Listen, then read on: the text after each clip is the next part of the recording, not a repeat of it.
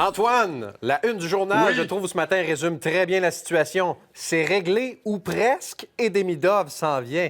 Quelle bonne nouvelle on a eue en double hier pour le tricolore, hein?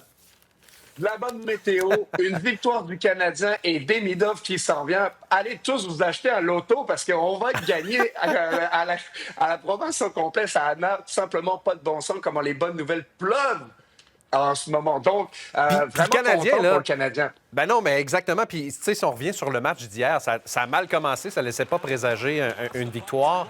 Mais il y a une petite magie avec ce club-là cette année qui trouve toujours le moyen de rebondir, hein? Complètement. Ils ont cette résilience et cette confiance en eux qui fait toute la différence. Parce que le Canadien, quand ils perdent 1 ou 2-0 après une ou deux périodes, ils ne changent pas leur façon de jouer. C'est continuel. On fait les mêmes choses. Et à un moment donné, l'autre équipe flanche, craque et le Canadien profite de ces opportunités-là. Donc, c'est ça qui est vraiment impressionnant.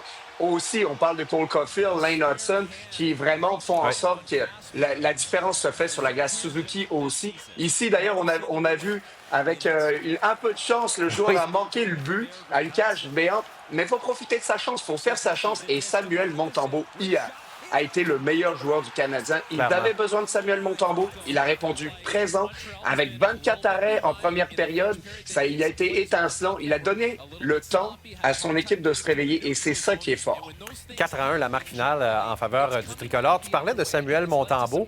À un certain moment, on lui a donné beaucoup de matchs cette année, là, très employé par Martin Saint-Louis. Puis il y a une semaine ou deux, là, des performances un peu difficiles. Je me disais, est-ce qu'il est en train de s'essouffler? Hier, il a prouvé à ses détracteurs que ça va toujours très bien pour lui.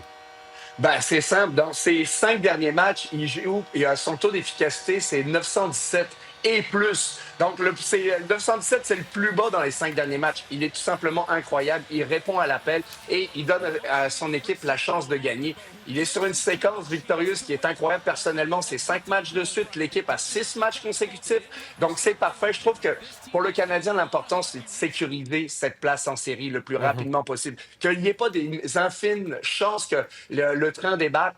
Je trouve que le Canadien est en bonne place et c'est là que les essais, parce qu'on parlait de la belle nouvelle de Demidov, c'est Oui. là qu'on va pouvoir faire des tests avec Demidov, savoir où on va pouvoir l'insérer, avec qui il va jouer, l'avantage numérique, où est-ce qu'on l'insère. Il y a comme beaucoup de questions et on a très peu de temps pour avoir des réponses. Donc, le Canadien a cette opportunité-là à saisir, justement, de sécuriser leur place, d'accueillir ce jeune prodige avec eux qui peut leur donner, justement, une dose de jeunesse puis d'espoir pour les séries. Ce n'est pas le sauveur, mais pas loin. Bien, justement, parlons-en d'Ivan Demidov. Où tu le vois dans la formation? Est-ce qu'on lui donne un essai à Laval en premier? On l'amène tout de suite avec le Canadien? Comment tu gérerais son arrivée à Montréal?